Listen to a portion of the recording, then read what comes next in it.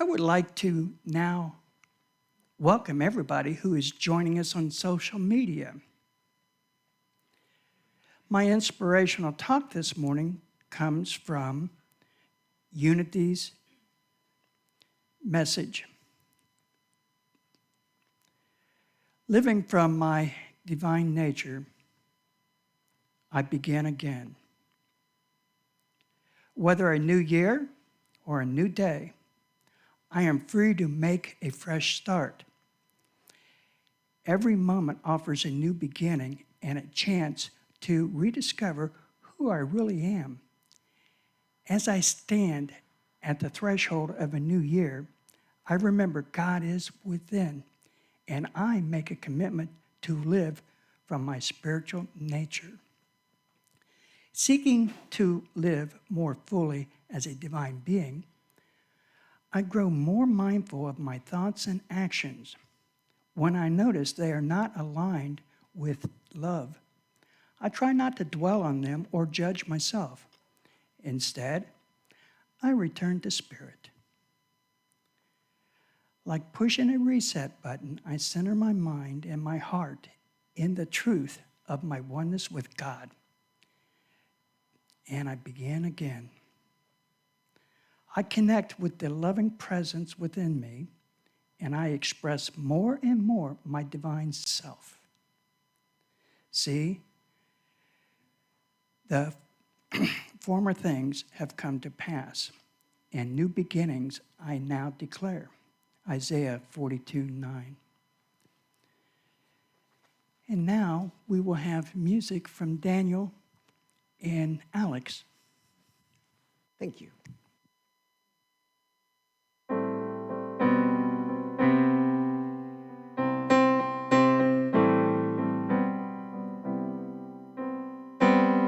In a time full of war, be peace. In a time full of doubt, just believe. Yeah, there ain't that much difference between you and me. In a time full of war, be peace. In a world full of hate, be a light.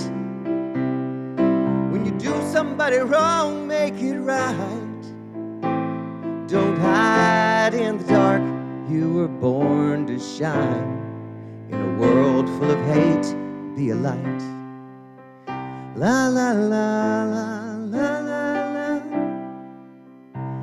In a place that needs change, make a difference. In a time full of noise, just listen. 'Cause life is but a breeze, better live it. In a place that needs change, make a difference. In a world full of hate, be the light. When you do somebody wrong, make it right. Don't hide in the dark, you were born to shine. In a world full of hate, be a light. La la la la la. La la la la la la. La la la la la. La la la la la la. Yeah, you only get one time around. Yeah, you only get one time around. 'Cause the finish line is 6 feet in the ground. In a race you can't win, just slow it down. In a world full of hate, be a light. When you do somebody wrong, make it right. And don't hide in the dark, you were born to shine. In a world full of hate, be a light. Yeah, it's hard to live in color when you just see black and white. In a world full of hate, be a light.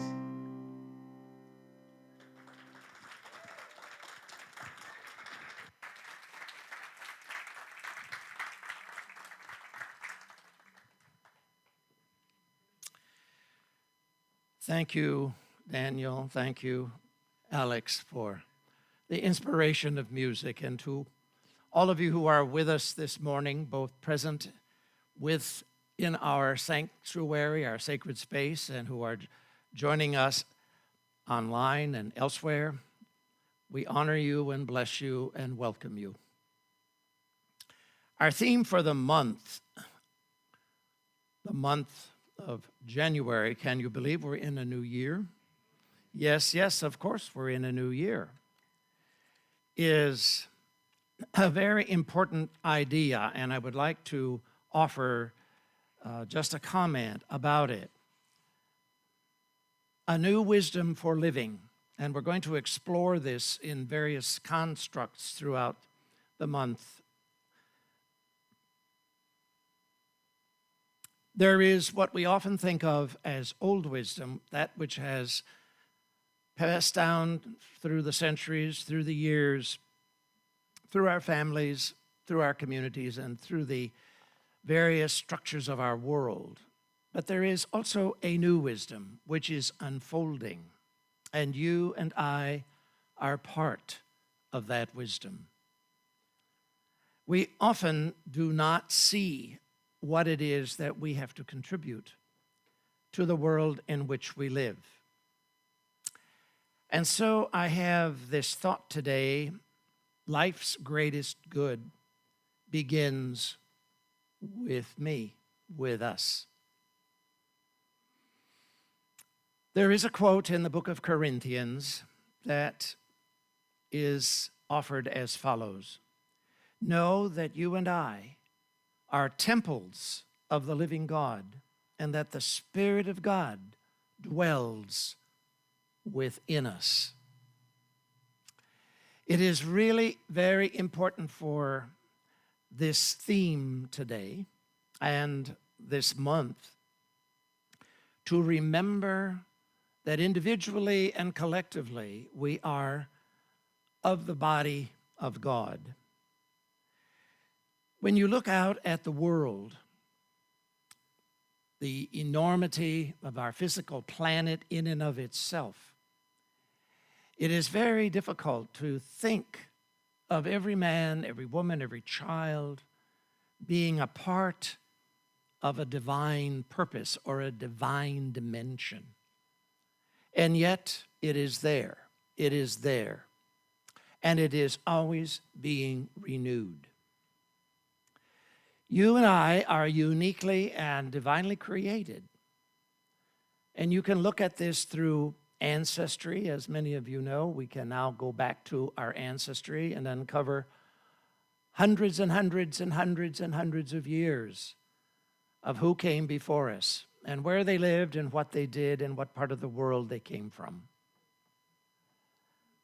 We have ancestry that we can trace through race, through the biological part of our body, and of course, through that which is invisible and divine, which is within us. Some years ago, I was in dialogue with a medical research man who was in what was called medical research, or the philosophical side of medical research. Fabulous conversation. And the few times that I was able to be in conversation, we shared many ideas. But one of the things that he shared with me, and this conversation went on, I would guess, probably 10, 12 years ago, that the research that was ongoing in medicine at that time would absolutely transform the world in which we live. Because he said it is not possible to measure what is going on inside the human form. He said our finest instruments and our finest minds can only begin to get hints of the greatness that is within us. And he spoke about the ability of the body. He said, take, for example, the ability of your human body to renew itself from the time you were born until the time you die. He said, we really don't think about that until at some point in the journey of our life, certain parts of our human form don't function as they once did. And he said, then we seek out the men and women of science and medicine to say, okay, tell me what I need to do to renew this part of my body. And he said, while there are formulas and medications and prescriptions, he said, there is nothing greater. And I remembered that as if he were speaking with me at this moment. He said, there is nothing greater than the internal power of your own being to renew your body from within. And we had a lot of conversations about that over the years. I was blessed to have some brief but some very illuminating discussions. And they have touched me in a way that still feeds me, still nurtures me, even as I think about it and speak of it today. All that we see and all that we suspect is within us is still potentiality. It isn't realized until we act on it. We all know that if we want to play an instrument, it isn't enough to say, I want to play an instrument. We have to pick up an instrument or learn how to become acquainted with it, become familiar with it, and understand how it functions in rhythm with our own body and our own mind and our own creative nature. We have to be willing to explore it, learn what it's about, and get into relationship with it. And that's, in a way, the way with any art or any talent, any skill. What we are at the soul level is beyond measure. And I have said that many, many times. It's not new information, and yet it is new. Because we may not have accessed what we already have understood. Often people think, mistakenly so, that if you've thought about it, it's already done. Wrong. How many of you can think about food and it magically appears on your plate?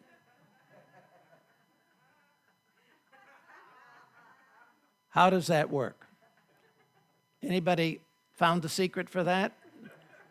You've got to go to the refrigerator, or you've got to go to the cupboard, or you've got to go to the market, or you've got to do something about putting it all together. And even if you buy it at a market already prepared, you just got to go to the market and get it.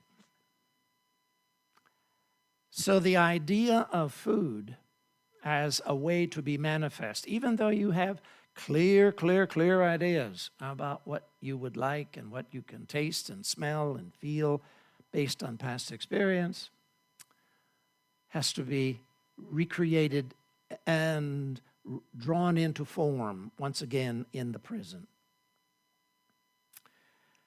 We have incarnated, I believe, to be a shining light, and our music today speaks to that, to be a light in the world. Now, what does that really mean?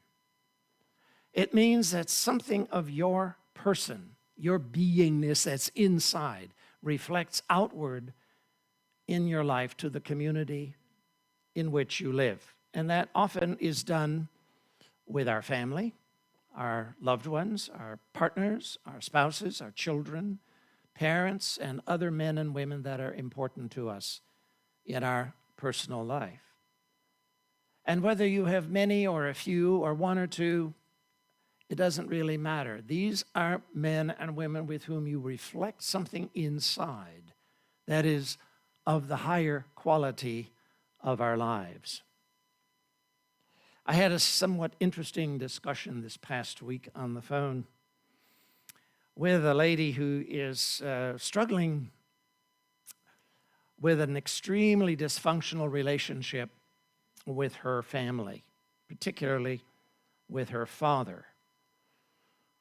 And the holidays always bring this to the table. And she started the conversation, LeRoy, do you have a few minutes to talk to me? And it's this breathless voice. How many of you get that on the phone sometimes with people? It's like, okay, now I know where this conversation's going. And I mean, within 3 seconds, we were into the discussion about her father. And I could almost feel his presence at the phone. She and her father don't come together very well. And when they do, there's somehow sparks.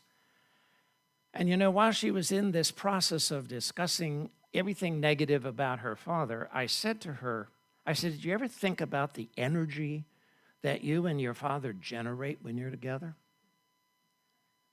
And she got real quiet. She said, yeah, it's really negative energy. And then she let out a series of expletives. Colorful, some of them. I said, now just think about this in a way that you can bless your father. And just bless that man for who he is and not judge him so much and so severely for what he didn't do. And she was very quiet. And I want to ask you a question. First time I've ever said that to her. I've known her for a long time. I said, what part of your life are you perfect in? And there was a place of silence on the phone. There's just, she said, well, that's not really a fair question. And I said, by whose point of view? I said, you're saying that your father isn't perfect. But I said, how have you treated him? It was an awkward conversation. I won't go on with any more of it, except to say that by the time we got through, after about 15 minutes, she finally said, well, you know, I'm going to hang up. I don't really want to hear any more of this because you're trying to make this partly my responsibility. And I thought to myself, yeah, I think you got part of the message, my dear. And I blessed her and wish her well on her way. I don't know how that's going to be resolved. This is an issue that's been going on a while. But our work is to offer the light and not curse the darkness. Our work is to bring from the best of our own being to the men, to the women that are in our life, whoever they are, whether they are relatives or friends or family, neighbors, whatever the social relationship defines itself as being. All of these people have a place in our scheme of life overall. I want to move on to another point, which is that we have a work or a purpose here in our life. And what is our work? It's not always a career or profession. It's not always about being a leader or a teacher or an executive in a business or an artist or a successful man or woman in the worldly sense, however success is measured. I think it is about being the best man we can be, the best woman we can be in the world to reveal our light to that man, to that woman. And I think that can be to our children, if we have children, to our family, our in-laws, and those in our lives that we like to call outlaws. We need to reflect our life as light to other people. And light comes from the highest point of who we are as a man, as a woman. In this time in our lives, we all have gone through what we call a pandemic. And it's every day in the news. And when you listen to the news media, as you know, then they get more and more negative because the numbers are not going down appropriately as we would like to see. And even though now we have vaccines that are coming out and are slowly being distributed, there's some difficulty getting them to all the men, women that want them, let alone those who don't. But the healing that will go on is not about those who have a vaccine. It's about those who take responsibility for the life that they live. You and I still have to live in this world. Virus is here. It's living among us. It's in the earth. And it's something we're going to have to deal with, whether we want to deal with it or not. And we can hide or we cannot hide, but it's going to be there until it becomes brought into balance. And I am not a doctor. I cannot tell you how that's going to happen. The medical men and women seem to think that as we gain a certain level of immunity in the culture, the virus will have no other people to infect, and it will begin to disappear. So what we begin to do is realize that we still have to take care of ourselves. We have to eat well, live well, pray well, be well in our own heart, in our own lives. For those of you that have come out this morning, I salute you. Thank you.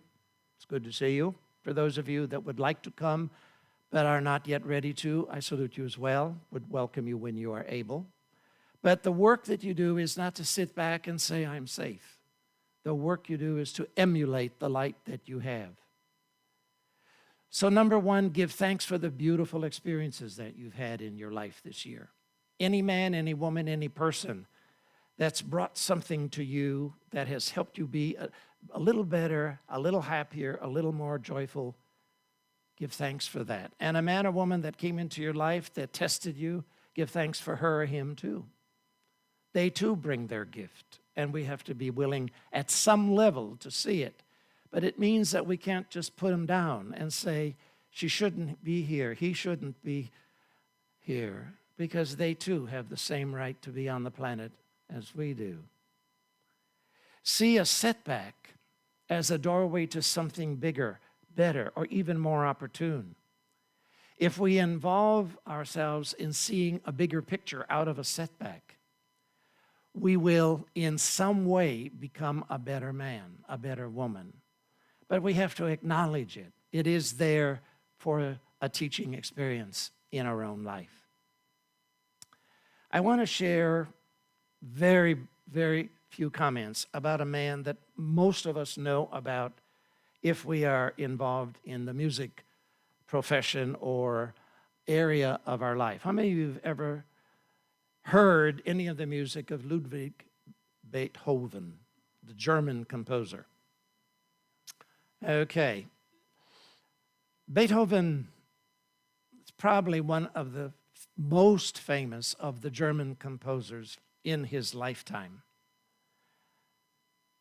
How many of you knew that by the time he was in his, what was then called his middle-aged years, which was in the 30s, he had begun to lose his hearing? And he didn't let that stop him. He continued to write. He continued to create gorgeous music. The symphony of what is known as the Ninth Symphony, the last great symphony that he wrote, probably is one of the most famous pieces of music in the world in the classical tradition, and has the most difficulty to perform, and he could not hear one note of it. Not one note. And yet he continued to write great music until he left the planet. That's all I want to say about him. We can all interpret that in a variety of ways. So what is it in us that we say, this is a block in my life? I can't do this because this happened to me when I was this age, that age. I have this issue, that issue, the other issue. Let us look beyond the issue and see what we can do about it, because we still have a life to live, a work to do while we have breath on this planet. I want to quote in closing from the words of Psalm 8.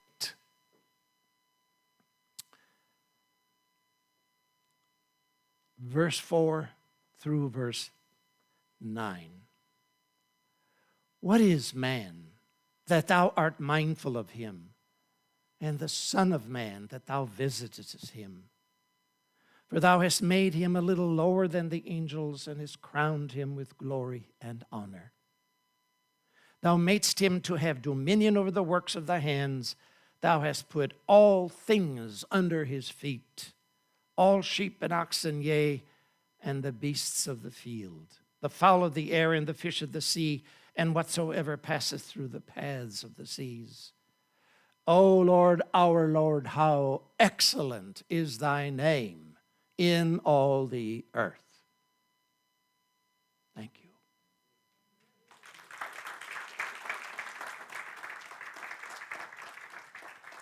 Thank you, Reverend Zemke.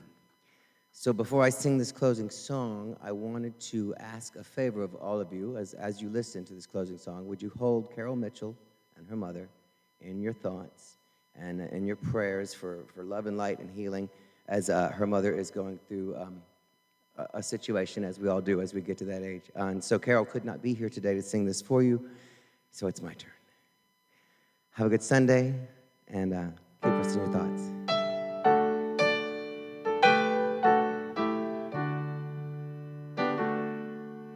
Love is my decision. It's up to me to give up my heart. Love is my decision. No one else can tell me to start. And once I decide to change my mind, God will show me how. Love is my decision right here and now. Love is my decision. It's up to me to stand on that bridge. Love is my decision. No one else can make me forgive. And once I decide to change my mind, God will show me how. Yes, love is my decision right here and now.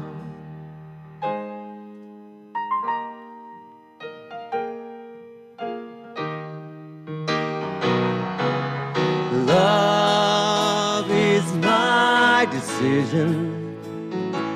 It's up to me to dance down that road. Oh, love is my decision. No one else can lighten my load.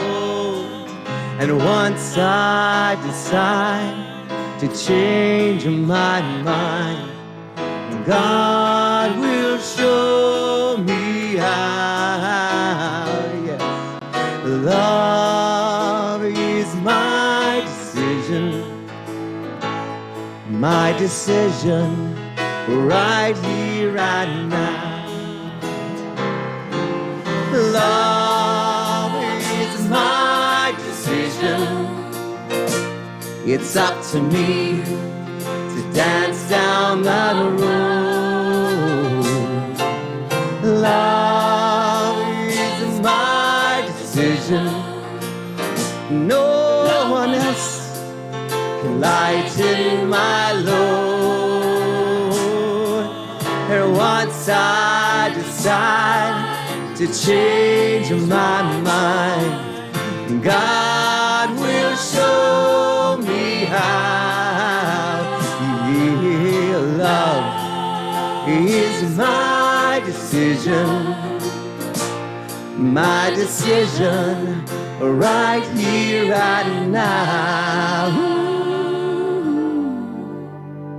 My decision right here and now.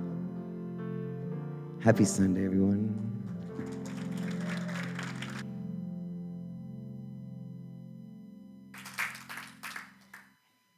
Some of you know, some of you perhaps are new to this whole experience of praying and being in the silence and meditating. Well, this coming Wednesday, the first Wednesday of every month, here in the sanctuary, we're going to have a time of coming together, of being in the silence, praying and meditating. So for any of you who have the time to be able to come out and join us, it's going to be a very sacred time, half hour, approximately 45 minutes, where we'll just come together and just share in this wonderful, very healing time. So this Wednesday at noon until 12:30, 12:45. So if you can make it, we would be honored to have you. So, and I'll be leading that. And so we look forward to doing this every month. And as it kind of forms, it may evolve into more times throughout the month as well. So bless you. Have a wonderful day and Happy New Year. Happy New You. Yes. God bless you all.